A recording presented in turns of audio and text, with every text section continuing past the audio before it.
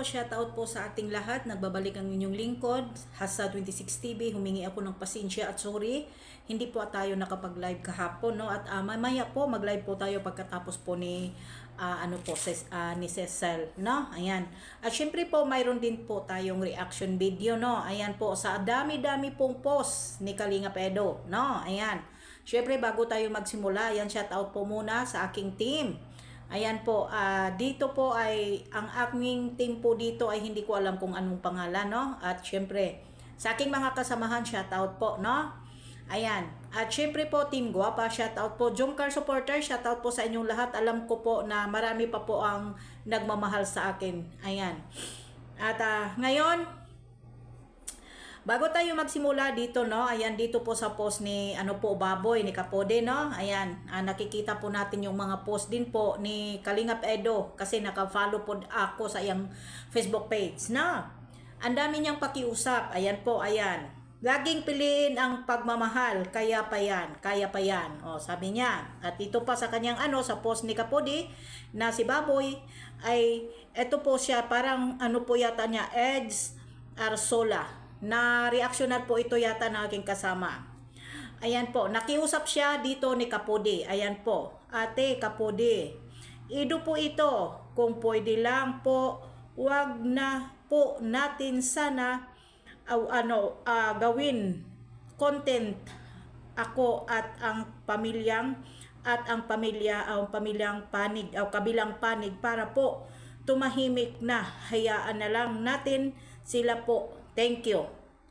Marunong ka pala ito sa loobin ko lang din naman po to, Kalinga Edo.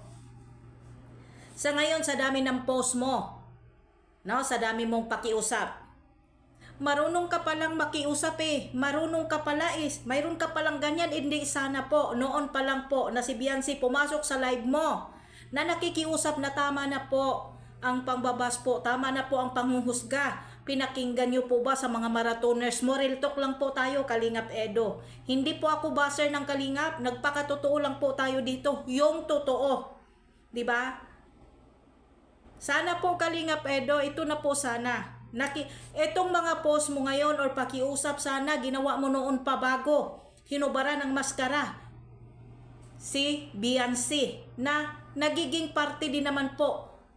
Nagiging parte din po sa samahan mo ng love team, di ba? Hinahayaan mo lang.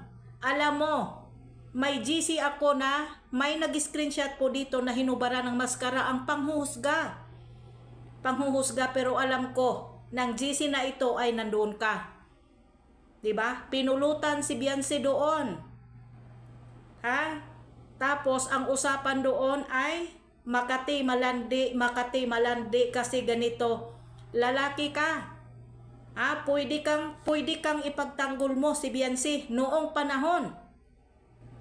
Nausapan na noong nagsuri at binablog na po at pumunta kayo sa bahay ni Biancy. Pwede mong ipagtanggol na ipahinto mo sa mga marathoners mo. May kakayahan kayo.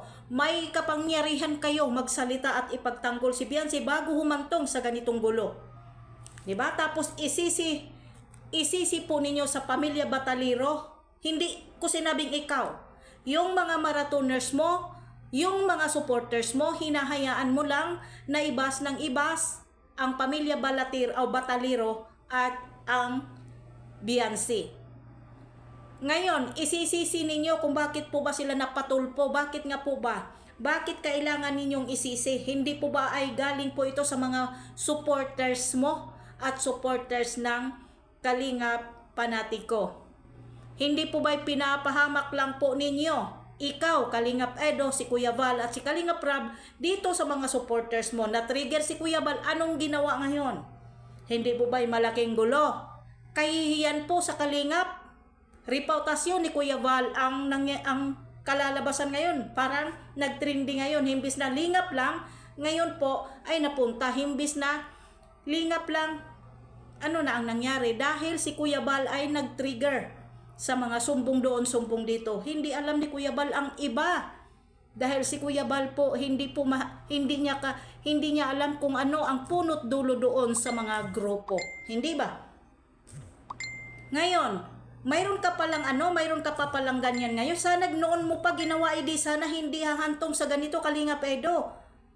At yan si Kapudi na yan. Isang ipokritang babae yan. Mayroon kaming mga screenshot simula't simula kung bakit nga po ba na-trigger ang kabilang panig sa ni Bibi Biansi at sa team o sa sa pamilya Batalero. Di ba? Si Kalingap Rab, dinipahan niya ang kanyang ama na si Kuya Val. Ano pa kaya si Biansi? 'Di ba? Nasasaktan si Kalingap Rab. At inako niya. Dahil nasasaktan siya sa nangyayari. Sa ano ang nangyayari sa kanya at sa kanyang ama ngayon. Hindi po ba Kalingap Rab, dinipahan niya? Ano ang ginagawa ni Bibi Biansi ngayon? Hindi po ba dinipahan din po niya ang kanyang pamilya? Ha? Pinagtatanggol din po ni Biansi yung kanyang pamilya dahil sobra na ang pambababoy at pangbabastos po ng mga supporters, marathoners mo, Kalingap Edo. Saksi kami at marami kami mga screenshot ni Kapudi kung saan nagsimula. Simula't simula pa lang. 'Di ba? Bago pa lang po sumagot yung kabilang barangay na tinatawag na anti-Kalingap. 'Di ba? Noon pong pumasok si Kalingap Rab sa live po ni Dr. Lab, alalang-alala po namin yan, umiyak siya. 'Di ba? Nag-stop ng issue na yon, pero tinitrigger po ni Kapudi at sa kanyang mga kasamahan. Post doon, post dito, kaya wag masyadong magmamalinis. Kung may kasalanan man po ang both side, may kasalanan at may kamalian din po kayo at may kakulangan ka at kakulangan. Dahil may kakayahan kayong magsalita dahil isang community at isa kang vlogger na may kakayahan kang ipagtanggol, may kakayahan kang magsalita sa iyong YouTube channel na itigil na ang lahat para hindi na po umabot sa ganito. Ngayon, ang dami nang nakisawsaw, matuwa ka na. Or ano pa ba? Ngayon, kung ganito lang po sana ginawa mo noon ng kunti pa lang ang issue, di sana po hindi hahantong sa ganito. Ilang ulit po bang nakikiusap sa mga live streaming ang pamilya Batalero pati si Biansi? Pero anong ginawa mo? Nagdagdag ka pa sa pangbabas doon. Mayroon kang mga post na pasaring din. 'Di ba? Kasi naka-follow ako sa iyong Facebook page. Hindi sana hinigpitan mo si Kapudi at ang kanya pong mga tuta at mga alipores. Hindi sana hantong sa ganito. Ngayon, sasabihin ninyong solid edge kami? Ay yung mga supporters mo? Ha? At isa po pala, bakit po pala nakikiusap ka na sorry. Nag-message ka doon mismo? Hindi ko na babanggitin kung sino. Alam na po siguro ninyo. Ha? May kapangyarihan ka, Kalingap Edo, na ipagtatanggol ang pamilya Batalero dahil hindi nila kakayanin dahil wala silang channel. Kayo lang po ang may kakayahan magsalita nung time na yon. Hindi ba? Kami po sa totoo lang hindi kami kumampi sa mga mali at hindi namin sinisiraan ang Kalingap. Kinampihan namin ang pamilya Batalero dahil wala silang kalaban-laban, wala siyang channel. Walang mga reaktor na idipin sila. Tanging kami lang ang nagdidepend po sa pamilya Batalero. Dahil alam po namin na nagsasabi ng katotohanan. Ngayon, sunod-sunod yung mga post mong pakikiusap. Ano pa ba ang pakikiusap na tapos na? 'Di ba? Ano na ang nangyayari ngayon kay Kuya Val? Ano na ang nangyayari ngayon sa Kalingap? Ikaw, si Kalingap Rab, himbis na tulong lang umabot sa ganito. 'Di ba? Idsi por Iber or idsi por Tolpo. 'Di ba? Ngayon, ako sa totoo lang, never namin, kami pong mga kasama namin na sinasabi ninyong anti-Kalingap, no?